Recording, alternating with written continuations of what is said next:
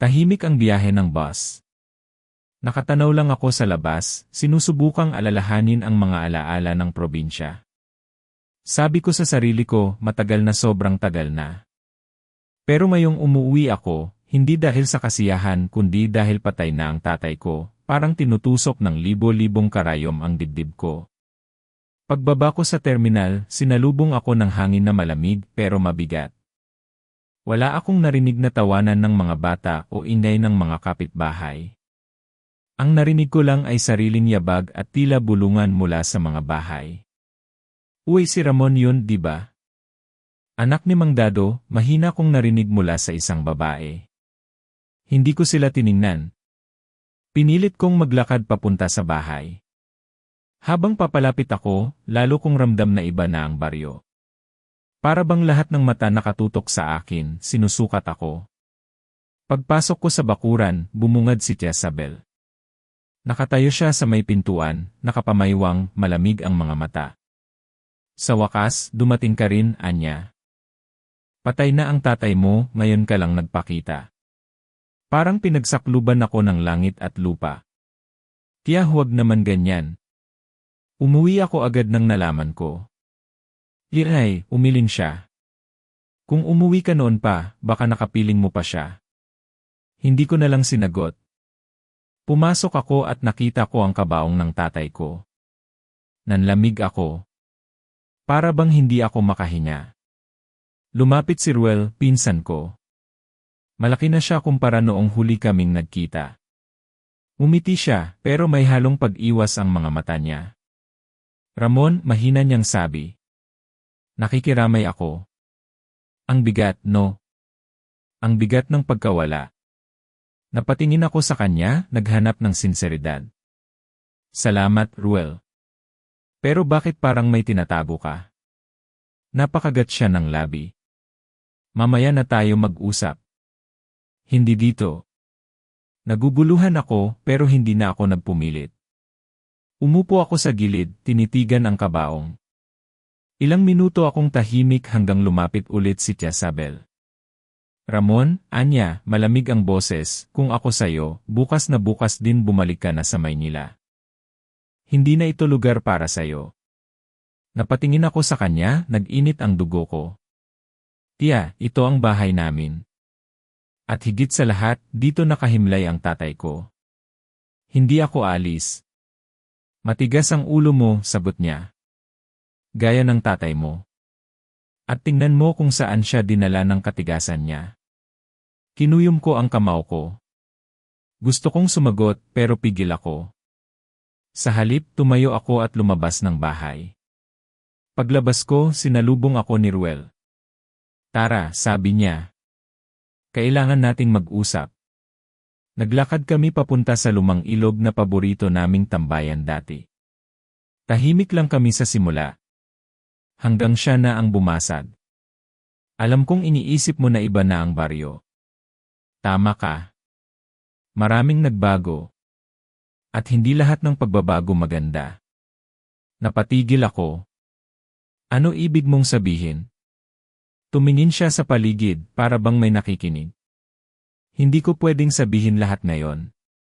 Pero Ramon, makinig ka. Huwag ka masyadong magtiwala sa kahit kanino. Kahit sa pamilya mo. Napakunot ang noo ko. Anong ibig mong sabihin? Si Tia ba? Napayo ko siya. Basta bantayan mo ang sarili mo. Hindi ligtas ang probinsya. Nag-init ang sikmura ko. Ruel, nagsasabi ka ba ng totoo? O tinatakot mo lang ako? Kung pwede ko lang sabihin lahat ngayon, naputol ang salita niya, kita kong nanginginig ang kamay niya. Pero Ramon, may mga bagay na mas mabuting ikaw mismo ang makakita. Nanlamig ako. May kinalaman ba to sa pagkamatay ni tatay? Hindi siya sumagot. Bagkus, tumingin lang siya sa ilog, parang may kinakausap na hindi ko nakikita. Bumalik kami sa lamay ng walang imik. Pagdating namin, nakita ko ang mga kapitbahay na nakaupo, pero kakaiba ang mga tingin nila, parang alam nilang may hindi ako alam. Lumapit ako kay Jezabel. Tiya, sabihin mo sa akin. Paano talaga namatay si tatay? Napalingon siya, diretso ang tingin sa akin. Huwag ka nang makialam, Ramon. Ang totoo, hindi mo kakayanin. Hindi ko kakayanin, halos pasigaw ko. Tatay ko siya. Karapatan kong malaman. Lumapit siya ng dahan-dahan, halos nakadikit na sa mukha ko. Kung gusto mong mabuhay, tumahimik ka na. Kinilabutan ako. Nakita ko sa mata niya ang isang bagay na hindi ko maipaliwanag, galit, takot, at parang lihim. Bumalik ako sa tabi ng kabaong, nanginginig ang katawan. Sa loob-loob ko, nagtatanong ako, ano ba talaga ang nangyayari dito? At bakit parang lahat sila may tinatago sa akin? Umupo si Ruel sa tabi ko, mahina ang boses. Ramon, may rason kung bakit ako nagbabala. May mga bagay na masyadong madilim. Kung hindi ka handa, baka lamunin ka. Mas lalo akong nalilito, sabi ko. Pero isa lang ang malinaw, hindi na ito ang baryong iniwan ko noon. Tumayo ako, tinitigan ang kabaong ng tatay ko, at mahina kong binulong, tay ano bang iniwan mong sikreto sa akin? Sa sandaling iyon, narinig ko ang mga bulungan ng kapitbahay sa likod ko. Babalik siya. Hindi ba't delikado? Kung ayaw niyang makinig, siya na ang bahala. Baka siya na ang sunod. Kinilabutan ako. Pero sa halip na umatras, mas lalo akong nagpasya, hindi ako alis. Ano man ang tinatago ng baryong ito, haharapin ko, tahimik ang lamay. Tanging mga iyakan ng ilang kapitbahay at bulungan ang bumabasag sa katahimikan. Nakatayo ako sa tabi ng kabaong, nakatitig sa malamig na mukha ng tatay ko. Hindi ko pa rin matanggap. Narinig ko ang dalawang babae sa may kusina. Hindi sakit ang ikinamatay ni Mang Dado, bulong ng isa. Kung alam lang ng anak niya, kinain na ng mga aswang ang katawan. Parang tumigil ang puso ko. Lumapit ako. Ano nung sinabi niyo? Nagulat sila, nagkatinginan. O wala, Ramon. Namali lang ako ng salita. Hindi ako tanga, sagot ko. Sabihin niyo sa akin ang totoo. Umiling ang isa. Huwag na, iho. Mapapahamak ka lang. Bago ko pa sila mapilit, dumating si Jezabel. Ano nang pinagsasasabi niyo dyan, malamig niyang tanong. Walang kinalaman ang aswang sa pagkamatay ng kuya ko. Tinitigan ko siya. Tiya, bakit ang lamig mo sa akin? Parang ayaw mo akong bumalik dito. Diretso ang tingin niya. Dahil alam kong wala ka namang magagawa. Mas mabuti pang bumalik ka sa Maynila kaysa makialam ka pa. Hindi mo ba naintindihan, sagot ko. Kailangan kong malaman kung ano talaga ang nangyari kay tatay. Ang nangyari, mumisi siya ng mapait. Namamatay ang tao, Ramon. Yon lang. Umigting ang pangako. Gusto kong sumagot, pero biglang lumapit si Ruel. Tama na muna, sabi niya, sabay hila sa akin.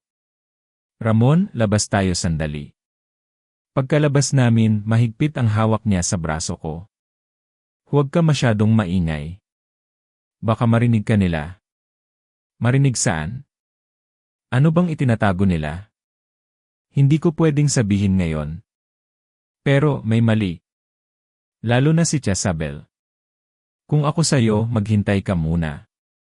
Huwag kang padalos-dalos. Huminga ako ng malalim, pilit pinapakalma ang sarili. Pero Ruel, narinig ko mismo. Sinabi nilang kinuha siya ng mga aswang. Tinakpan niya ang bibig ko. Kung ayaw mong ikaw ang sunod, huwag mong banggitin yan dito. Naramdaman ko ang kaba. So totoo nga. Totoo ngang may aswang. Hindi siya sumagot. Nakita ko lang ang pawis sa kanyang noo. Para bang ayaw niyang magtapat pero hindi rin niya kayang magsinungaling. Bumalik kami sa loob. Tahimik ang lahat, parang may kasunduan silang hindi ako dapat makaalam. Umupo ako sa tabi ng kabaong. Doon ko naramdaman ang malamig na titig ni Jezabel mula sa sulok. Lumapit siya bigla. Ramon, makinig ka. Kung gusto mong makaligtas, itigil mo na ang kakatanong mo. Hindi lahat ng bagay kailangan mong malaman. Napatingin ako sa kanya. Hindi ko pwedeng itigil. Anak ako ni tatay. Hindi ako alis nang hindi ko nalalaman ang totoo. Nanigas ang mukha niya. Kung ganyan ang gusto mo, huwag ka umiyak kapag huli na ang lahat. Parang may nanlamig sa loob ko. Hindi ko alam kung pananakot lang ba yon o babala. Lumapit ulit si Ruel, sinubukan akong patahanin. Ramon, kumain ka muna. Mahaba pa ang gabi. Umiling ako. Wala akong gana. Nang malapit ng maghating gabi, nagpa siya akong lumabas para magpahangin. Tahimik ang paligid pero ramdam ko ang mga matang nakatingin mula sa dilim. Bigla, may naramdaman akong presensya sa may bintana ng sala. Tumigil ako. Dahan-dahan akong lumapit. At doon ko siya nakita. Isang nilalang, mahaba ang kuko, mapupungay pero malamig ang mga mata, nakasabit ang dila na parang ahas.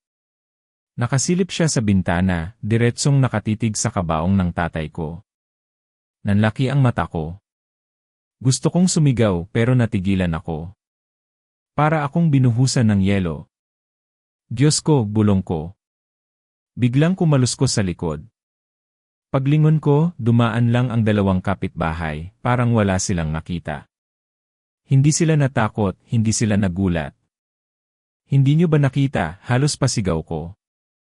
Nagkatinginan lang sila saka umiwas. Wala kaming nakita, Ramon. Umuwi ka na lang. Nanginginig ang kamay ko. Bumalik ako sa loob, pinilit kong hanapin si Ruel. Ruel, tawag ko. Lumapit siya, halatang gulat sa itsura ko. Anong nangyari? May nilalang sa bintana. Mahaba ang kuko, parang aswang. Namutla siya. Saan mo nakita? Doon sa sala. Nakatitig sa kabaong ni tatay. Hinila niya ako palayo. Huwag mong ipagsigawan. Kapag narinig nila, baka mas lalo kang mapahamak. Pero bakit parang wala silang pakialam, halos mabaliw ako sa takot. Napayo ko siya. Dahil sanay na sila, Ramon. Sanay na ang lahat. Tumigil ako, kinilabutan sa sinabi niya. Ibig mong sabihin matagal na to. Hindi siya sumagot, pero kita ko sa mga mata niya ang malinaw na sagot. Umupo ako, hawak ang ulo ko. Hindi ko kayang paniwalaan. Hindi ko kayang tanggapin na ganito na ang baryo. Umupo rin siya sa tabi ko. Ramdam ko ang bigat. Pero tandaan mo, hindi lahat ng bagay pwedeng sabihin ng diretsyo. May mga lihim na mismong baryo ang nagtatago. Humina ako ng malalim. Kung ganon isa lang ang malinaw. Hindi aksidente ang pagkamatay ni tatay. Tumingin siya sa akin, puno ng lungkot. Ramon, kung ipagpapatuloy mo to, baka hindi na kita mailigtas. Diretso kong tiningnan ang mga mata niya. Hindi ko kailangan ng pagliligtas, Ruel. Ang kailangan ko ay katotohanan. Tahimik kaming dalawa hanggang sa marinig namin ang mahinang halakhak mula sa labas ng bahay. Hindi tao ang tunog. Mababa, malalim, parang hayop na natatawa. Napatingin ako kay Ruel. Namutla siya, pero hindi nagsalita. Ruel, ano yon? Mahina kong tanong. Umiling siya. Simula na to, Ramon. At wala ka ng atrasan. Kinilabutan ako. Napatingin ako sa kabaong ng tatay ko, at naramdaman kong parabang siya mismo ang nagsasabing, mag-ingat ka, anak. At doon ko tuluyang naramdaman, hindi na ako ligtas. Gabi na nang biglang hilahin ako ni Ruel palabas ng lamay. Mahigpit ang hawak niya sa braso ko, parang takot siyang may makakita. Ruel, saan mo ako dadalhin? Bulong ko, habang pilit siyang pinipigilan. Sumama ka lang, Ramon.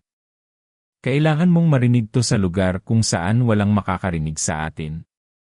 Tahimik lang akong naglakad, pero ramdam kong bumibilis ang tibok ng puso ko. Dinala niya ako sa ilog na madalas naming tambayan noong bata pa kami. Madilim, malamig ang hangin, at tanging tunog ng agos ng tubig ang kasama namin. Pagdating doon, huminto siya. Ruel, ano ba talaga to? Kanina pa ako nagtatanong. Ano bang alam mo? Huminga siya ng malalim. Ramon, matagal nang sinasakop ng mga aswang ang baryo natin. Parang binuhusan ako ng malamig na tubig. Ano? Paano mo nasasabi yan? Dahil ako mismo nakita ko. At higit pa ron, lahat ng pamilya dito ay may kasunduan sa kanila. Umiling ako, hindi makapaniwala. Hindi. Hindi pwede. Paano magiging totoo yan? Paano mabubuhay ang baryo kung ganon? Buhay nga tayo, Ramon, sagot niya. Pero tanumin mo ang sarili mo, bakit? Dahil may kapalit. Ang bawat buhay dito may halagang binabayaran. Nanginginig ako. Anong kapalit? Nanlabo ang mata niya. Kaluluwa. Dugo. Tao. May pinipiling alay ang mga aswang. Kapag may tumutol, sila mismo ang kumukuha. Parang umikot ang mundo ko.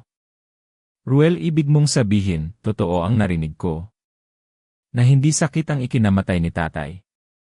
Umiling siya, naninilid ang luha. Ang totoo, pinili ng tatay mo na lumaban.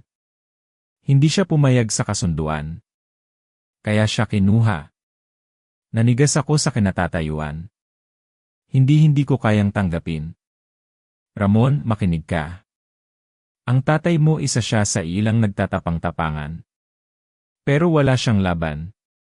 Walang lumalaban sa kanila at nananatiling buhay. Umupo ako sa damuhan, hawak ang ulo ko. Bakit hindi niya sinabi sa akin? Bakit iniwan niya akong bulag sa lahat ng to? Dahil ayaw kanyang madamay, sagot ni Ruel. Ayaw niyang ikaw ang maging kapalit. Tumingin ako sa kanya, puno ng galit at sakit. At si Jezabel? Anong kinalaman niya? Napayuko si Ruel, halos hindi makatingin. Siya ang isa sa mga unang pumayag sa kasunduan. Siya mismo ang nagbenta ng kaluluwa ng pamilya niyo para manatiling buhay. Parang binasag ang puso ko. Hindi ko matanggap. Pamilya ko siya. Paano niya nagawa yon? Survival, Ramon, mahina niyang sagot. Mas pinili niyang mabuhay kaysa mamatay. At para manatiling ligtas, kinailangan niyang mag-alay. Tumulo ang luha ko. Ibig sabihin binaliwala niya ang buhay ng tatay ko. Pati ako. Umiling si Ruel. Ikaw, pinrotektahan ka ng tatay mo hanggang sa huli. Siya ang tumutol. Siya ang tumayo sa harap nila. Pero kabayaran noon buhay niya. Nanlumo ako. Ramdam ko ang panginginig ng mga kamay ko. At ikaw, Ruel? Anong kinalaman mo rito? Bakit parang alam na alam mo lahat? Huminga siya ng malalim, halatang nahihirapan. Dahil ako mismo, Ramon, minsan akong pinilit sumali. Pinangakuan ako ng kapangyarihan, ng proteksyon. Pero hindi ko kayang tanggapin. Kaya hanggang ngayon, nananahimik ako. Alam kong oras na magsalita ako ng mali, ako naman ang isusunod. Napatingin ako sa kanya, puno ng takot at galit. Kaya pala kanina, puro iwas ang sagot mo. Takot ka rin. Takot ako, halos pasigaw niya. Takot na balang araw, pati ako ay lamunin ng kasunduan. Takot na pati ikaw madadamay. Umiling ako. Hindi. Hindi pwedeng manatiling ganito. Hindi pwedeng tapusin lang sa katahimikan ang lahat ng ginawa nila. Tumitig siya sa akin, puno ng lungkot. At ano ang balak mong gawin, Ramon? Lalaban ka. Lahat ng tumutol namatay. Gusto mo bang sundan ang yapak ng tatay mo? Napalunok ako. Hindi ko agad nasagot. Ang totoo, natatakot ako. Pero mas malakas ang galit kaysa sa takot. Kung kailangan kong lumaban, lalaban ako, sagot ko. Hindi ako manonood na nilalamon ng aswang ang buong baryo habang nagtatago tayo. Nanginginig siya. Hindi mo alam ang sinasabi mo. Hindi mo pa alam kung gaano sila kalakas, kung gaano sila kalupit. Ramon, hindi ito larong bata. Kapag sumabak ka, wala nang balikan. Tumayo ako, tinitigan ang ilog. Mas mabuti nang mamatay ako sa paglaban kaysa mabuhay na alipin ng takot. Tahimik siya sandali hanggang sa marinig ko ang paghinga niyang mabigat. Ramon, kung desidido ka, kailangan mong malaman ang lahat. Hindi lang basta kasunduan ang umiiral dito. May leader sila. At siya ang tunay na nagdidikta kung sino ang mabubuhay at mamamatay. Napalingon ako. Sino? Pumikit siya, parang ayaw banggitin ang pangalan. Siya ang tinatawag nilang dato ng dilim. At lahat, pati si Jezabel, nakayuko sa kanya. Kinilabutan ako. Ibig sabihin hindi lang basta halimaw, kundi may pinuno silang nagkokontrol sa lahat. Tumango siya. At tandaan mo, Ramon, hindi sila basta nagpapakita kung kanino-kanino. Kapag nakita ka nila bilang banta, hindi lang ikaw ang mapapahamak pati lahat ng mahal mo. Napahigpit ang kamao ko. Wala na akong tatay. Pamilya ko mismo ang nagtaksil. Sino pa ba ang matitira? Tahimik si Ruel. Kita kong gusto niyang magsalita, pero pinili niyang manahimik. Pagbalik namin sa bahay, ramdam ko ang bigat ng bawat yabag. Sa bawat sulok, may matang nakamasid. Sa bawat bulungan, may lihim na tinatago. Bago kami pumasok, pinigilan niya ako. Ramon, huling babala. Kapag ipinagpatuloy mo to, baka wala nang balikan. Hindi lahat ng katotohanan nakapagdudulot ng kalayaan. Minsan, ito ang mismong rehas na bumabalot sa atin. Diretso kong tinitigan ang mga mata niya. Mas mabuti nang mamatay sa katotohanan kaysa mabuhay sa kasinungalingan. At doon ko naramdaman, hindi na ako ang batang umalis noon. Ako na ngayon ang anak na handang harapin ang anino ng sariling probinsya, kahit ang kaharap ko ay mga halimaw na tinatawag nilang aswang. Tahimik ang buong baryo ng gabing iyon. Lumabas ako, dala ang kaba, sinusundan ang yapak ni Ruel. Ruel, saan naman tayo pupunta ngayon? Tanong ko, habang sinusulyapan ang dilim sa paligid. May ipapakita lang ako sa'yo, sagot niya, malamig ang boses. Hindi ba't sabi mo, delikado nang masangkot pa ako? Huwag kang mag-alala. Mas mabuti na makita mo mismo kaysa paulit-ulit kitang babalaan. Nagtataka ako. Sa bawat hakbang, mas lalo kong nararamdaman ang bigat ng hangin. Parang may matang nakatingin sa amin mula sa mga anino. Pagdating namin sa may gubat, bigla siyang huminto. Dito na. Dito. Anong meron dito? Tanong ko. Hindi siya sumagot. Sa halip, sumipol siya ng mahina. Sa isang iglap, lumabas mula sa dilim ang tatlong tao, o mas tamang sabihin hindi na tao.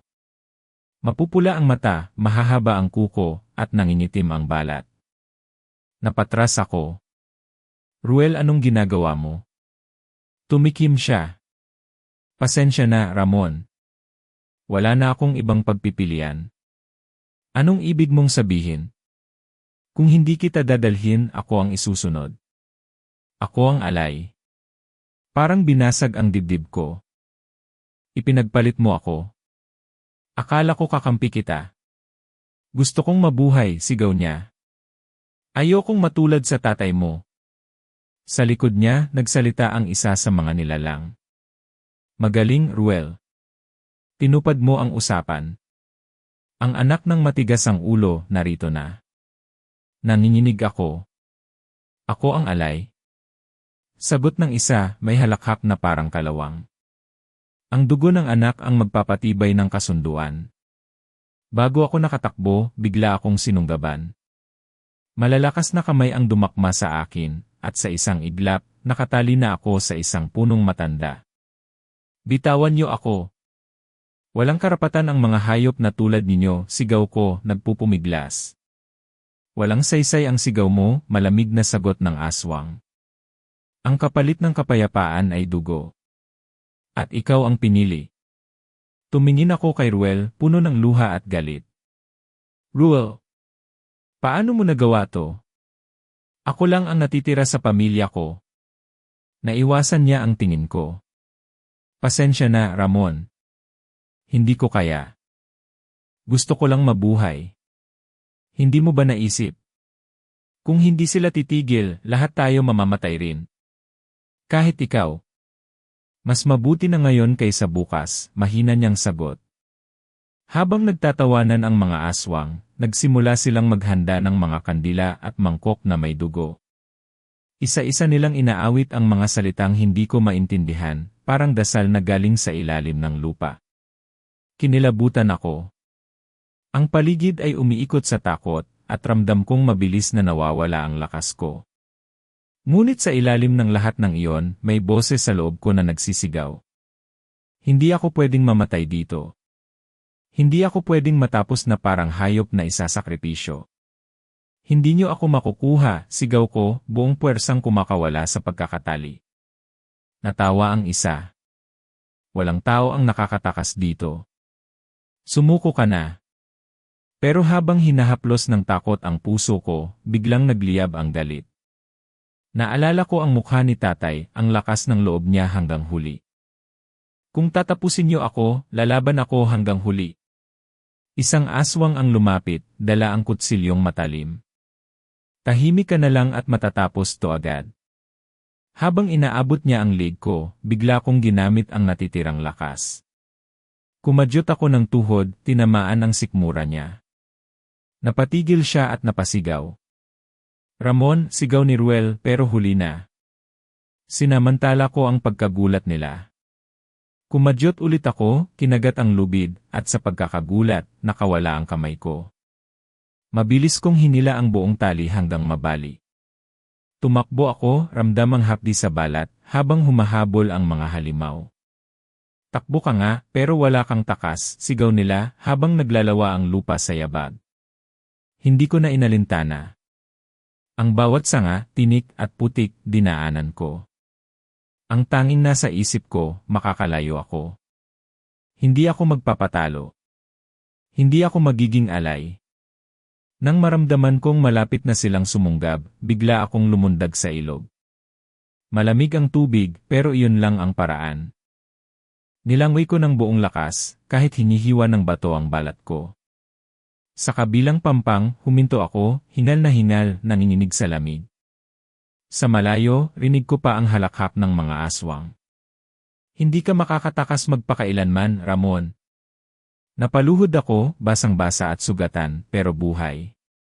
Doon ko naramdaman ang apoy na unti-unting bumabalot sa dibdib ko.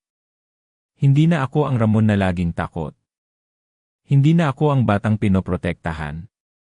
Ako na ang lalaban. Pinahid ko ang luha at dugo sa mukha ko. Kung gusto nila ng alay, hindi nila alam kung anong binuhay nila ngayon. Hindi biktima kundi kaaway. At sa gabing iyon, nagsimula ang apoy ng paghihiganti sa loob ko, isang apoy na hindi mapapatay ng sinumang aswang. Mula nang makatakas ako sa ritual, hindi na ako nakatulog ng mahimbing. Araw-araw, ramdam ko ang mga matang nakamasid. Sa bawat sulok ng baryo, may aninong sumusunod. Hanggang kailan ba ako tatakbo, bulong ko sa sarili, habang nakaupo sa ilalim ng punong malapit sa ilog. Hanggang kailan ako matatakot? Hindi ka nag-isa, biglang sagot ng tinig ng isang babae. Nagulat ako. Tumayo ako agad, handang tumakbo. Sino ka? Lumabas mula sa dilim ang isang dalagang may sugat sa pisngi, hawak ang maliit na bulok. Mila ang pangalan ko. Hindi mo kailangan matakot. Huwag kang lalapit, sabi ko, hawak ang bato bilang sandata. Baka isa ka rin sa kanila. Umiling siya. Kung aswang ako, kanina pa kita nilapa. Hindi ba halata? Takot din ako. Takot, pero galit. Galit? Pinatay nila ang pamilya ko. Ako na lang ang natira. Nanlumo ako sa sinabi niya. Ako rin ako na lang. Sandaling katahimikan.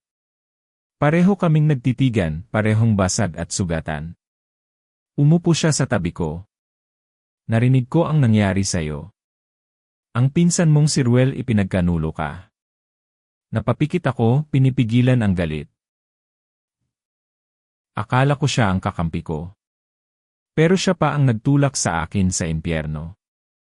Masakit ang pagtataksil, bulong niya. Pero mas masakit kung susuko ka. Tumingin ako sa kanya. At ano ang gagawin ko? Wala akong armas. Wala akong kakampi. Ako, sagot niya. Ako ang kakampi mo kung papayagan mo. Napatigil ako. Pwede ba talaga akong magtiwala ulit? Bawat bahagi ng katawan ko ay nagsisigaw na huwag. Pero sa mga mata niya, nakita ko ang parehong sugat na meron ako. Bakit mo ako tutulungan? Tanong ko. Kasi kung hindi tayo lalaban, sino pa? Ako, ikaw tayo lang ang natira na may lakas para humarap sa kanila. Hindi ko alam kung saan nanggagaling ang tapang niya. Pero unti-unti, naramdaman ko ang init ng determinasyon na matagal nang nawala sa akin. Mila, bulong ko. Paano tayo lalaban sa mga halimaw na yon? Umiti siya ng mapait. Hindi agad-agad. Unti-unti. At magsisimula tayo sa sarili. Kinabukasan, nagtago kami sa isang lumang kubo na iniwan ng isang pamilya. Doon, nag-usap kami ng masinsinan. Mila, lagi nilang sinasabi na ang aswang ay hindi mapapalayas. Paano ka nakakasiguro na may laban pa tayo? Hindi ako sigurado, sagot niya. Pero alam ko ito, kung wala tayong gagawin, tuluyan na nilang sisirain ang baryo. Mas gugustuhin mo bang mamatay ng nakaluhod o nakatayo? Napaisip ako. Nakatayo. Yan ang sagot na gusto kong marinig. Tahimik kaming nagplano. Siya, maghahanap ng impormasyon mula sa ibang nakaligtas. Ako, magbabantay at maghahanap ng paraan para matutong gumamit ng armas. Mila, hindi ko pa kaya. Hindi ko pa kayang pumatay. Hindi mo kailangang pilitin agad. Pero kailangan mong magdesisyon, lalaban ka ba o tatakbo ka habang buhay? Pinikit ko ang mga mata ko. Sa loob-loob ko, dinig ko ang boses ni tatay, anak, huwag kang sumuko. Ang dugo ng pamilya natin ay hindi para alipinin. Nabuksan ko ang mata ko, puno ng luha. Lalaban ako. Ngumiti si Mila. Yan ang hinihintay ko. Isang gabi, habang nakahiga kami sa sahig ng kubo, nagsalita siya. Ramon, hindi ka ba natatakot na magtiwala ulit? Totoo lang. Natatakot ako. Bawat sandali, naiisip ko, baka tulad ka ni Ruel. Baka iwanan mo rin ako sa gitna ng laban. Tumahimik siya saglit. Hindi kita ipagkakanulo. Kung mamatay ako, mamatay akong lumalaban kasama ka.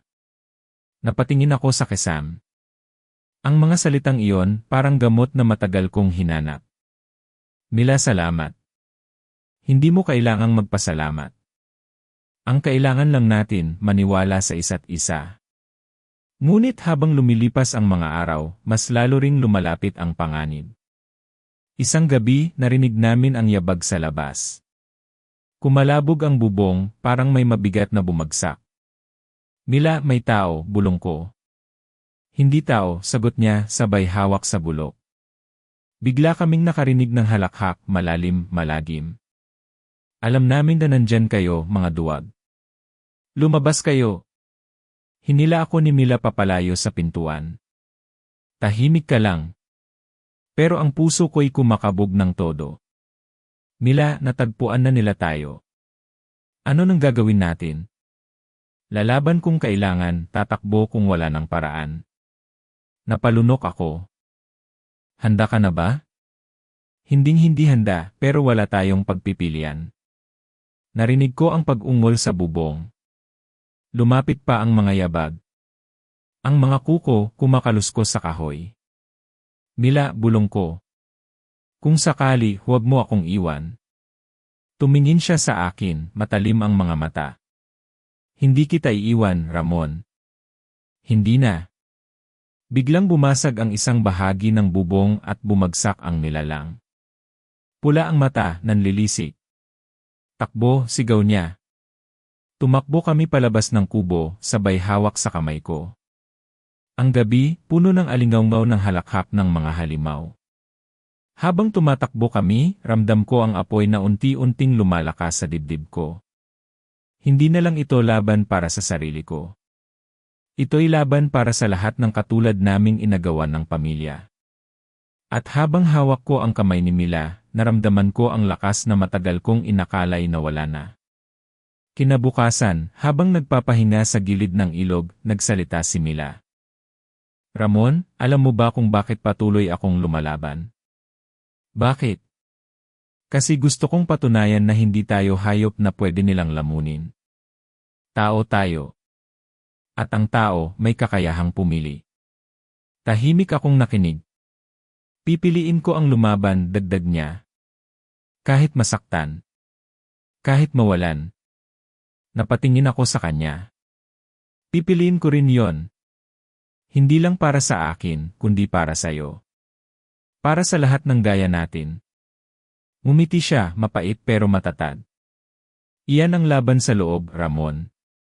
Hindi laban sa aswang, kundi laban sa sarili. At nanalo ka. Napangiti ako sa unang pagkakataon matapos ang lahat. Hindi pa tapos ang laban. Pero simula pa lang ito. At doon, sa tabi ng ilog, sa gitna ng sugat at takot, nabuo ang isang panata. Lalaban kami, hindi lang para mabuhay, kundi para gumanti, para ipakita na hindi kailanman magwawagi ang dilim laban sa apoy sa puso naming natira. Huwag kang masyadong umasa na maliligtas agad ang baryo, sabi ni Mila habang nakaupo kami sa gilid ng apoy na ginawa namin sa kubo. Anong ibig mong sabihin? Tanong ko, nakakunot ang noo. May dahilan kung bakit sila nagtagal dito. Hindi lang dahil sa lakas nila. Kundi dahil may mga tao ring pumapabor sa kanila. Mga tao, napalakas ang boses ko. Ibig mong sabihin may nakikipagkasundo. Tumango siya, mabigat ang tingin. At isa sa mga pangunahing utak ay ang tiyahin mo. Si Aling Sabel. Parang binagsakan ako ng bato. Huwag mong gawing biro yan, Mila. Tiyahin ko siya. Hindi mo ba napapansin? Simula nang dumating ka, malamig ang tingin niya. Hindi niya ininda ang pagkawala ng tatay mo. At siya mismo ang nagbigay ng daan sa mga aswang para manatili rito. Nabingi ako sa mga salita niya. Bumigat ang dibdib ko, parang pinupunit mula sa loob. Hindi ko matanggap. Pamilya ko siya. Pamilya dapat ang nagtatanggol, hindi nagtutulak sa kapahamakan. Tumingin si Mila diretsyo sa mga mata ko. Pero yun ang katotohanan. At kailangan mong harapin. Kung hindi, patuloy tayong magiging alipin. Napayuko ako, nanginginig ang kamay. Kaya namatay si tatay dahil tumanggi siyang sumang-ayon sa kasunduan nila. Ramon, hindi mo kasalanan. Kasalanan nila. Kasakiman nila. Kasakiman? Kapalit ng kapayapaan at sariling kaligtasan, isinakripisyo nila ang iba. Ang dugo ng sarili nilang mga kapatid, kapitbahay, kaibigan. Isa na roon ang tatay mo. Napapikit ako, pinipigilan ang panginginig ng labi ko. Paano ko haharapin ang ganitong katotohanan, Mila? Paano ko matutunaw ang sakit? Hindi mo kailangan tunawin. Kailangan mong yakapin. Gamitin mo ang sakit na yan para lumaban. Tahimik kami ng ilang minuto habang ang apoy ay unti-unting namamatay. Ramdam ko ang init sa balat ko pero ang puso ko'y nagyelo. Mila, bulong ko, hindi ako aalis ng baryo na to nang hindi ko nakikita ang pagbagsak nila. Hindi ako aalis hanggat hindi nila nararanasan ang parehong sakit na ibinigay nila sa amin. Tumango siya, seryoso. Kung yan ang pasya mo, kasama mo ako. Kinabukasan, bumalik kami sa baryo para magmasid. Sa bawat kanto, ramdam ko ang mga matang nakasunod, at bawat tao'y tila may itinatagong lihim. Mila, tingnan mo sila. Para bang walang pakialam. Para bang normal lang. Dahil para sa kanila, normal na. Sila na mismo ang nagbukas ng pinto sa mga halimaw. Bigla kong nakita si Aling Sabel sa may pamilihan, nakikipag-usap sa isang lalaking maputla at may mapulang mata. Napahigpit ang kamao ko. Siya, bulong ko, halos pabulong na may halong puot. Siya ang dahilan. Hinila ako ni Mila palayo. Hindi pa ngayon. Wala tayong laban kung aatake tayo ng basta-basta. Pero halos hindi ko mapigil ang sarili ko. Mila, dugo ng pamilya ko ang nakataya rito. At siya mismo ang nagbenta. Alam ko, sagot niya. Pero kung papasok ka ngayon, ikaw ang susunod na alay. Gusto mo ba yon? Napapikit ako, pinipigil ang luha. Ayokong maging biktima ulit. Gusto kong maging dahilan ng pagbagsak nila. Darating tayo roon, sagot niya. Darating tayo. Kinagabihan, nakaupo kami ni Mila sa tabi ng ilog. Tahimik, maliban sa lagaslas ng tubig. Ramon, sabi niya, handa ka na bang harapin ang katotohanan? Kahit na masakit. Tumango ako. Kahit gaano kasakit, kakayanin ko. Ang pamilya mo mismo ang nag-ugat ng sumpa sa baryong ito. Pero ikaw ang pwedeng magputol. Napatingin ako sa kanya. Paano kung hindi ko kayanin? Kakayanin mo. Kasi hindi lang ito laban para sa sarili mo. Laban ito para sa lahat ng tulad natin na naulila at nilamon ng kasakiman ng iba. Huminga ako ng malalim. Mila, pinapangako ko. Hindi ako alis dito nang hindi ko nakikita ang pagbagsak ni Aling Sabel. At ng lahat ng traidor na pumili ng sarili nilang tiyan kaysa sa buhay ng mga kapwa nila. Umiti siya, mapait pero puno ng apoy. Kung ganyan ang panata mo, hindi na tayo titigil hanggang makuha natin ang hustisya. Bago kami maghiwalay ng gabing iyon, humarap siya sa akin. Ramon, tandaan mo ito, ang kasalanan ng ilan, binabayaran ng lahat. Pero ngayon, oras na para singilin sila. Tumingin ako sa tubig, kita ang refleksyon ng aking mukha, basag, sugatan, pero nagbabaga. Hindi na ako biktima, sabi ko sa sarili. Ako na ang magiging hukom. At sa gabing iyon, mas tumibay ang pasya ko. Hindi ko nahahayaang manatili sa dilim ang baryo namin. At ang unang dugo na babagsak ay sa kamay ng mga traidor na nagbenta sa amin sa impyerno. Humahagibis ang hangin sa mukha ko habang tumatakbo ako sa madilim na kakahuyan. Naririnig ko ang mga yabag at huni ng mga nilalang na sumusunod. Bawat hininga ko'y parang pinupunit ang dibdib. Ramon, sigaw ng pamilyar na tinig sa likuran. Huminto ka. Hindi ako tumigil. Kilala ko ang boses na yon. Si Ruel. Wala na akong tiwala sa iyo, sigaw ko pabalik, habang halos madapa sa ugat ng puno. Pakinggan mo muna ako. Bigla kong naramdaman ang kamay niyang humawak sa braso ko.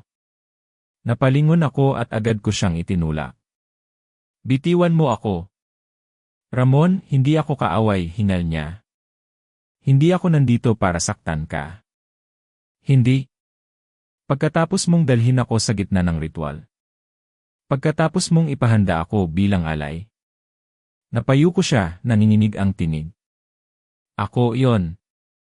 Ako ang nagtulak sa iyo doon. Pero ano, Ruel? May dahilan ba na sapat para ipagkanulo mo ako? Natakot ako, halos pasigaw niyang sagot. Natakot akong mamatay. Natakot akong maging susunod na biktima. Kaya pumayag ako sa kanila. Tumigil ako, nakatitig sa kanya. Kaya mo akong isakripisyo para lang mabuhay ka. Hindi ko alam kung paano ipapaliwanag, bulong niya. Pero araw-araw, kinakain ako ng konsensya. Araw-araw, iniisip ko ang ginawa ko. Hindi sapat ang pagsisisi, sagot ko, nanginginig ang boses. Namatay ang tatay ko, nawala ang pamilya ko, at muntik na akong mawala dahil sa takot mo. Ramon, pakinggan mo, hindi ko na kaya ang bigat. Gusto kong bumawi. Bumawi? Napatawa ako, mapait. Sa tingin mo, anong klaseng pagbawi ang makakapantay sa kasalanan mo? Tumingin siya diretsyo sa mga mata ko. Kung kinakailangan, buhay ko ang kapalit. Basta't malaman mo na hindi lahat ng ginawa ko ay dahil lang sa kasakiman. Ako man ay naging alipin ng takot. May biglang kaluskos sa paligid. Ang malamig na ihip ng hangin ay may dalang bulong ng mga aswang. Ruel, bulong ko, nakapalibot sila. Tumitig siya sa dilim. Sinundan nila ako. Ako ang naging gabay nila para mahanap ka. Nangatal ang buong katawan ko. Ibig sabihin, nilinlang mo na naman ako. Hindi, sigaw niya agad. Ramon, this time, hindi ko sila pinapaboran. Dumating sila dahil hindi ko na alam kung paano umiwas. Pero naniniwala ka man o hindi, handa akong lumaban sa tabi mo ngayon. Humugot ako ng malalim na hininga. Kung totoo iyang sinasabi mo, patunayan mo. Paano? Harapin mo sila. Hindi ako tatakbo. Kung gusto mong bayaran ang kasalanan mo, dito ka magsisimula. Mula sa kadiliman, unti-unting lumitaw ang mga anino. Pula ang mga mata, kumikislap sa ilalim ng buwan. Naririnig ko ang kanilang mababang halakhak. Ruel, bulong ng isa sa kanila, nagawa mo na ang trabaho mo. Ibibigay mo na ba siya sa amin? Nanginginig ang tuhod ko, pero nanatili akong nakatitig kay Ruel. Ito na. Sandali ng katotohanan. Hindi siya agad sumagot. Tumingin siya sa akin, tapos sa kanila.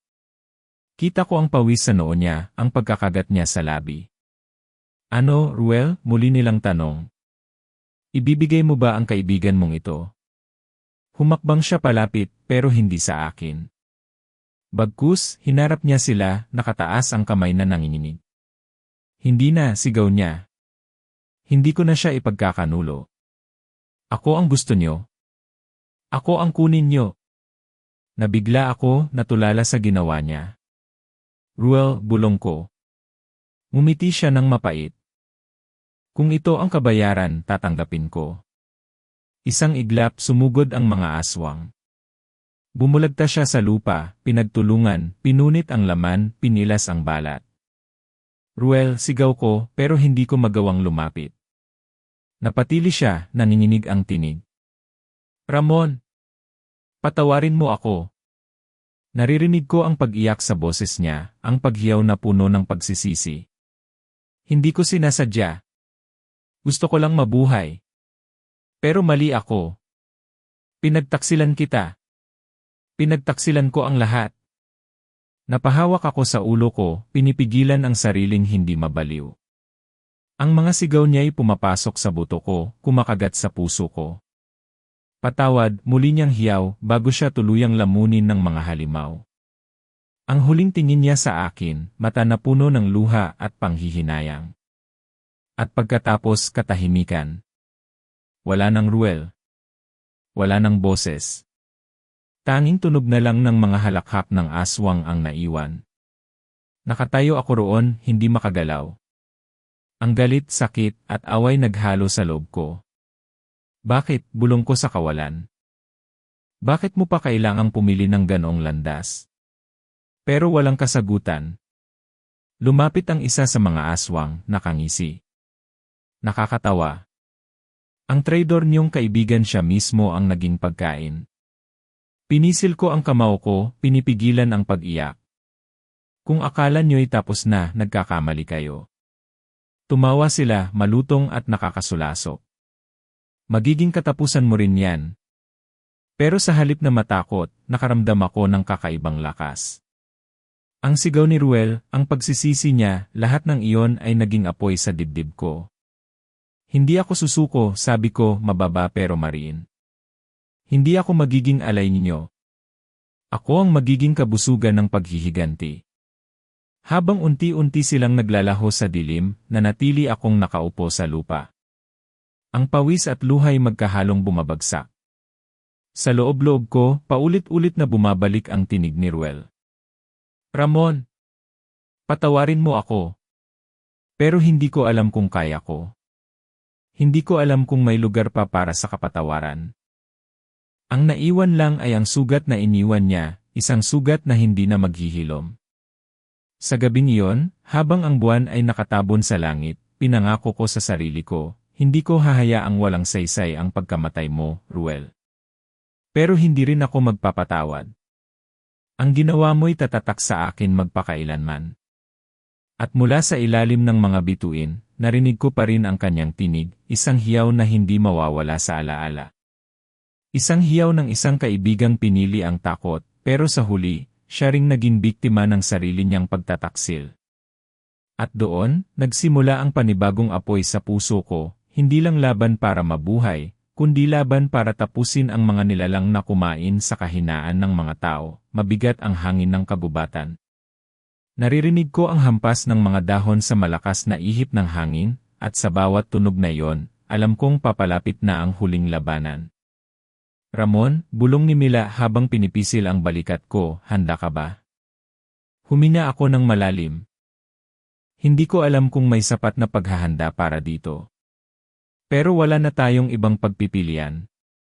Sa likod namin, 3 pang kabataan ang nakatayo. Mga sugatan, nanginginig pero matatag ang tingin. Kung hindi ngayon, sabi ni Ernesto, isa sa kanila, kailan pa? Kung hindi tayo, sino pa? Umiti ako ng mapait. Tama ka. Kaya ngayon, dito natin tatapusin ang bangungot na ito. Biglang gumalaw ang mga anino sa harap namin. Sumulpot ang mga aswang, pulang-pula ang mga mata, mabangis ang mga ngiti. Mga bata, ungol ng isa, akala nyo'y kaya nyong labanan kami. Sumigaw si Mila, mahigpit ang hawak sa itak. Hindi kami bata, kami ang mga iniwan nyong sugatan, at ngayong gabi, babawi kami. Tumawa ang mga halimaw, malutong at nakakasulasok. Nagsimula ang banggaan. Ang tunog ng bakal sa laman, ang sigaw ng mga sugatan, ang halakhak ng mga nilalang. Pumalo ako ng itak, pinunit ang isa sa kanila. Mainit ang dugo sa kamay ko, nanginginig ang braso pero hindi ako tumigil. Ramon, sa kanan mo, sigaw ni Mila. Agad kong iniwasan ang sumugod na aswang, saka itinarak ang itak sa leg niya. Namilipit siya bago bumagsak. 2 pa sa kaliwa, sigaw ni Ernesto. Harapin natin, sagot ko at sabay naming sinugod. Habang naglalaban kami, narinig ko ang tinig na kilalang kilala ko.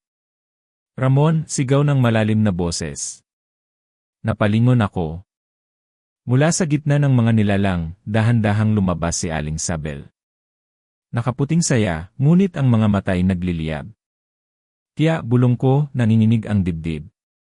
Bumalik ka pa talaga, malamig niyang sabi. Hindi ka ba natuto? Ang baryong ito ay matagal nang sa amin. At ikaw dapat ang susunod na alay. Hindi na ako magpapagamit, sigaw ko. Nalaman ko na ang lahat. Ikaw ang utak ng lahat ng ito. Ikaw ang nagbenta sa pamilya natin. Tumawa siya, maiksi pero puno ng yabang. At ano kung totoo? Nabuhay ako, Ramon. Habang ang tatay mo. Isa na lang bangkay. Napakuyom ako ng kamao, nanginginig sa galit. Hindi ka natitigil hanggang hindi ka bumabagsak. At ngayong gabi, dito na matatapos ang lahat. Mga aswang, sigaw ni Aling Sabel. Sakupin sila. Dumagsa ang mga nilalang. Sumigaw si Mila, itinaas ang itak at sinalubong sila. Para sa mga pamilya natin. Sabay kaming sumugod. Pumutok ang hangin sa lakas ng aming sigaw. Bawat palo ng itak ay may kasamang luha at galit. Bawat sugat na tinamo ko'y naging paalala kung bakit ako lumalaban. Ramon, sigaw ni Mila. Sa likod mo.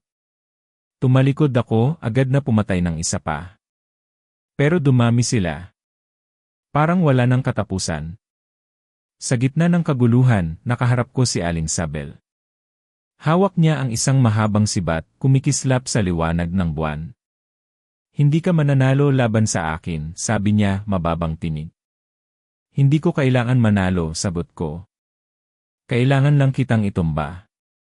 Sumubod siya, mabilis, at muntik na akong tamaan. Umiwas ako, sumugat sa braso niya. Umalinggaw ang kanyang sigaw, ngunit hindi siya umatras. Mas matatag ako kaysa sa lahat ng inakala mo, sabi ko, humahabol ng hininga. At hindi ako nag-iisa. Sa likod ko, sumigaw si Mila. Ramon, sabay tayo. Sabay naming sinalakay si Aling Sabel. Tinamaan siya ni Mila sa binti, ako naman ay sumugod at pinutol ang kanyang kamay na may hawak ng sibat. Napahiyaw siya, bumagsak sa lupa. Mga halimaw! Tulungan niyo ako, sigaw niya, pero walang sumunod. Napatingin ako. Ang mga aswang ay nag-atrasan. Parang bigla silang natakot, nag-aatubili kung lalapit ba sila. Anong nangyayari, tanong ko. Si Ernesto ang sumagot, hingal na hingal. Wala na silang amo, wala na silang susundin. Lumapit ako kay Aling Sabel, nakahandusay sa lupa, duguan. Kaya ito ba ang hinantungan ng kasakiman mo? Ginawa mong alipin ang sarili mo para lang mabuhay. Umubo siya ng dugo, nakatingin pa rin sa akin.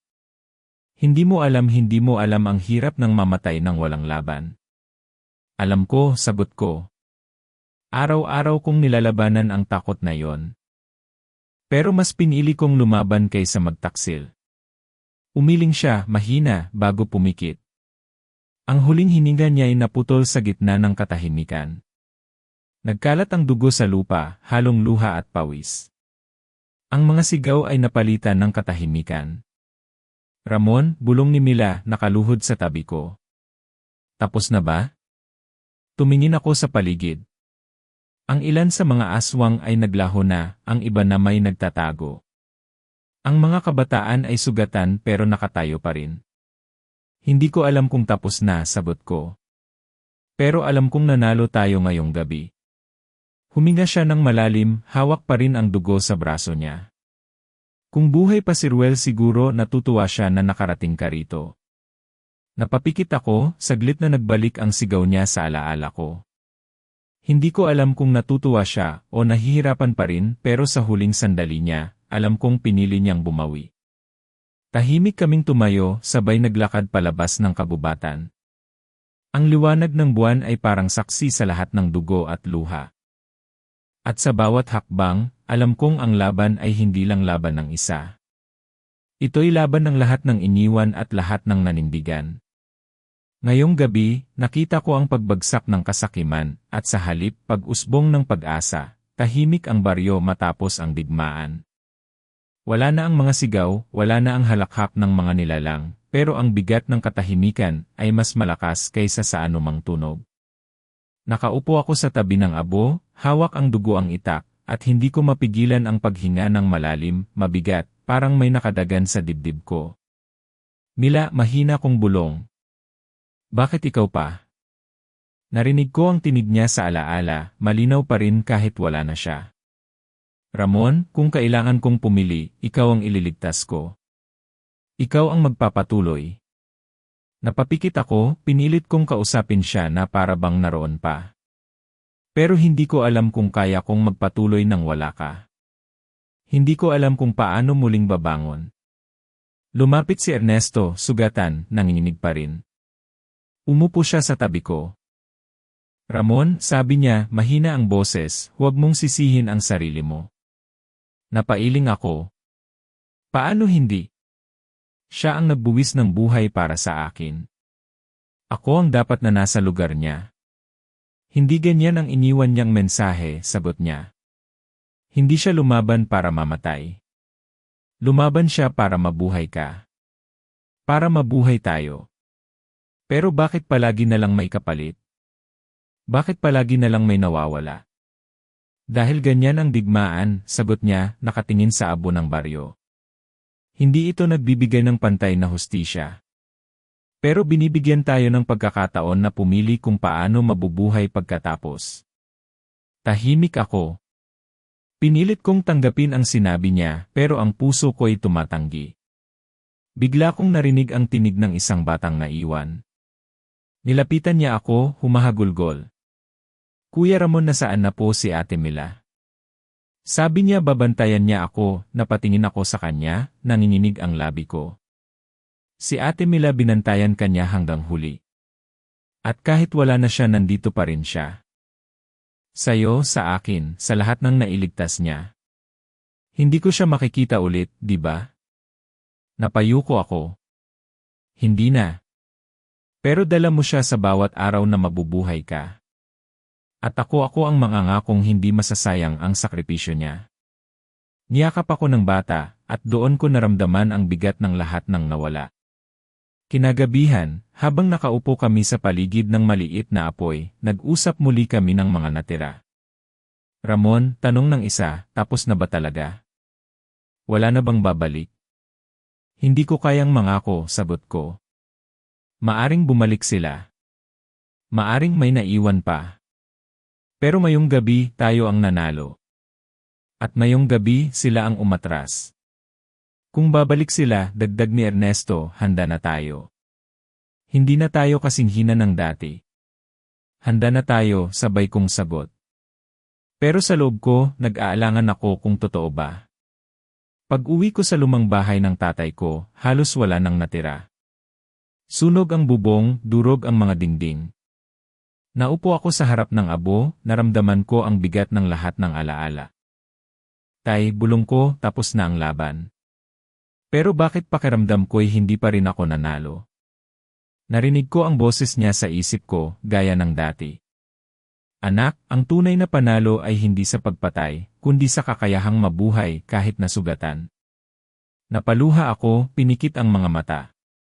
Kung ganoon, tay, kailangan ko pang matuto. Kasi ngayon, puro sugat lang ang dala ko. Kinabukasan, lumapit muli sa akin si Ernesto. Ramon, ano ng plano mo ngayon? Umiling ako. Hindi ko alam. Ang baryo parang abo na lang ang natira. Ang mga alaala parang sugat na hindi magsasara. Hindi tayo pwedeng manatili sa abo, sagot niya. Kailangan nating muling bumuo. Kung hindi, mawawala ang lahat ng pinaglaban nila, lalo na si Mila. Napatingin ako sa kanya. Mila, lagi siyang nasa isip ko. Ang huling sigaw niya, ang pagyakap niya bago siya bumitaw. Hindi iyon mawawala. At hindi rin dapat, sabi niya. Kasi sa sugat na yon, doon ka huhugot ng lakas. Habang naglalakad ako sa paligid ng baryo, nakasalubong ko ulit ang batang lumapit sa akin. May hawak siyang maliit na bulaklak, inabot niya sa akin. Kuya Ramon, para kay Ate Mila. Ilagay mo po sa lugar na gusto niya. Tinanggap ko ang bulaklak, nanginginig ang kamay ko. Salamat. Hinding-hindi ko siya kakalimutan. Hindi rin kami, sagot ng bata. Sa huling gabi bago ako magpahinga, tinitigan ko ang abo ng baryo. Naramdaman ko ang malamig na hangin, at doon ko naramdaman ang presensya ni Mila, ni tatay, at ng lahat ng nawala. Mila, bulong ko, hindi ko alam kung kaya kong magpatuloy. Pero susubukan ko. Para sa'yo. Para sa kanila. Sa isipan ko, narinig ko ang tinig niya, Ramon, huwag kang susuko. Ang sugat mo ang magiging dahilan para hindi na muling mangyari ito sa iba. Tumulo ang luha ko, pero umiti ako kahit mahapdi. Kung ganun gagawin kong sandata ang sugat na iniwan mo. Sa katahimikan ng gabi, nakaupo ako sa abo ng aming baryo. Ang bigat ng nakaraan ay hindi na mawawala, pero dala ko ang alaala ng lahat ng nagbuwis ng buhay. At habang nakatingin ako sa liwanag ng buwan, alam kong kahit sugatan, kahit basag, may dahilan pa akong mabuhay. Hindi para sa akin, kundi para sa kanila. Tahimik ang baryo. Ang dating buhay na mga daan ay ngayon abo na lang, at ako'y naglalakad mag-isa. Ang bawat yapak ko'y may tunog na parang hinahanap ang mga kaluluwang nawala. Wala nang natira, mahina kong bulong sa sarili. Wala na sila. Ngunit sa katahimikan, may naririnig akong mga tinig sa aking alaala. Ramon, boses ni Mila, malinaw pa rin sa isip ko, huwag mong hayaang masayang ang dugo namin. Napahinto ako, tinitigan ang abo sa lupa. Ginawa ko ang lahat pero bakit ako pa rin ang natira? Dumating si Ernesto, sugatan ngunit nakatayo pa. Lumapit siya sa akin. Ramon, sabi niya, oras na para umalis. Umalis, tanong ko. At iiwan na lang natin ang lahat ng ito. Wala nang maiiwan, sagot niya. Kung manatili tayo rito, mauubos na lang tayo ng alaala. Hindi ko kayang iwan si Mila, si tatay, ang lahat, hindi mo sila iiwan, anya, matatag. Dala mo sila. Sa bawat hakbang mo, kasama mo sila. Napatingin ako sa kanya. At kung bumalik ang mga halimaw? Kung bumalik man sila, hindi na tayo ang dati. Hindi na tayo ang mahina. At kung ikaw ang natira, ikaw ang patunay na may dahilan para magpatuloy. Tahimik kaming naglakad papunta sa sirasirang kubo kung saan nagtipon ang ilang nakaligtas. Ang mga mukha nila'y pagod, sugatan, ngunit may ningas pa ng pag-asa. Ramon, sabi ng isa, ano nang gagawin natin? Ikaw ang titingalain namin. Napakagatlabi ako. Hindi ako pinanganak para maging pinuno. Isa lang akong tao na nakaligtas dahil may nagbuwis para sa akin. Pero ikaw na lang ang naiwan na may lakas, sagot niya. Kung hindi ikaw, sino? Napatingin ako sa abo sa aking mga kamay. Kung ganon, hindi ako mamumuno dahil gusto ko. Mamumuno ako dahil wala nang ibang natira. At gagawin ko ito para sa kanila. Maya-maya, lumapit ulit si Ernesto. Kailan ka alis? Hindi ko alam, sagot ko. Bawat sulok ng baryo, bawat abo may kasaysayan.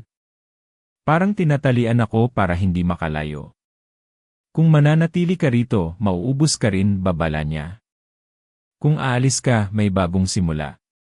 Simula? Napangiti ako ng mapait. Anong simula ang meron kung ang lahat ay abo na lang? Ang simula ay hindi sa lupaing ito, sabi niya. Nasa puso mo. Nasa alaala nila. Kinagabihan, naglakad ako mag-isa. Tiningnan ko ang guho ng bahay ni tatay. Doon ko narinig ang bulong ng hangin, malamig ngunit malinaw. Anak, napalingon ako, nanginginig. Tay. Anak, huwag kang titigil. Huwag mong hayaang mamatay ang apoy. Napahawak ako sa dibdib ko. Tay, pagod na ako. Ang sugat, ang alaala, hindi nawawala. Ang sugat ay alaala na buhay ka. At habang buhay ka, dala mo ang lahat ng nawala. Napaluha ako, pero umiti kahit papaano. Kung ganon, magpapatuloy ako. Hindi para sa akin, kundi para sa kanila. Kinabukasan, nagtipon muli ang lahat ng nakaligtas. Ako'y tumayo sa harap nila. Makinig kayo, sabi ko, nanginginig ang boses. Ang baryong ito'y abo na lang. Hindi na natin mababalik ang dati. Pero dala natin ang dugo, ang sakripisyo, at ang alaala ng lahat ng nawala. Tahimik silang nakinig, ang ilan ay umiiyak. Hindi natin malalaman kung ligtas na ang bukas, dagdag ko. Pero isa lang ang alam ko, hindi na natin hahayaang mauulit ang nangyari. Hindi na tayo magiging alipin ng kasakiman o takot. Paano kung bumalik sila, tanong ng isa. Kung bumalik sila, haharapin natin. Hindi na tayo magtatago. Hindi na tayo magtatraidoran. Dahil sa bawat sugat natin, may lakas na itinuro ang nakaraan. Pagkatapos ng pagtitipon, naglakad ako sa gilid ng baryo. Sa hangin, naramdaman ko muli ang presensya ni Mila. Ramon, bulong niya, huwag mong kalimutan ang ipinangako mo. Napapikit ako. Hindi ko makakalimutan. Ikaw ang dahilan kung bakit ako narito pa. Kung ganoon, ipagpatuloy mo. Huwag kang titigil. Lumapit muli si Ernesto. Ramon, handa ka na ba? Hindi ako kailanman magiging handa, sagot ko. Pero kailangan kong umalis. Kailangan kong maglakad, dala ang lahat. Hindi ka nag-iisa, sabi niya. Napangiti ako ng mapait. Hindi na ba? Kasi sa gabi, sa katahimikan, ako lang ang naririnig ko. Hindi, sagot niya. Sa gabi, sila ang naririnig mo. At iyan ang dahilan kung bakit hindi ka nag-iisa. Sa huling pagkakataon, tumingin ako sa baryo. Ang abo, ang mga guho, ang lahat ng sugat ay nasa harap ko. Mila, tay, lahat kayo, bulong ko, hindi ko alam kung saan ako dadalhin ng mga yapak ko. Pero hindi ko kayo iiwan. Dala ko kayo sa bawat hakbang. At habang naglalakad ako palayo, narinig ko muli ang bulong ng hangin, "Huwag kang titigil." Tahimik akong nagpatuloy. Ang baryo'y naiwan sa likod ko, abo na lang. Pero sa dibdib ko, may apoy pa rin. Sugatan ako, basag pero buhay. At dala ko ang pinakamabigat na tanong, nakakaligtas ba talaga ako, o isa lang akong multo na naglalakad dala ang mga sugat ng nakaraan?